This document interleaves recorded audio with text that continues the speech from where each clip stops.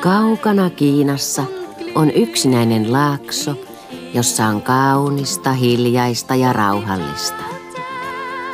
Siellä asuu Tao Tao, pieni pandakarhu äitinsä ja monien ystäviensä kanssa.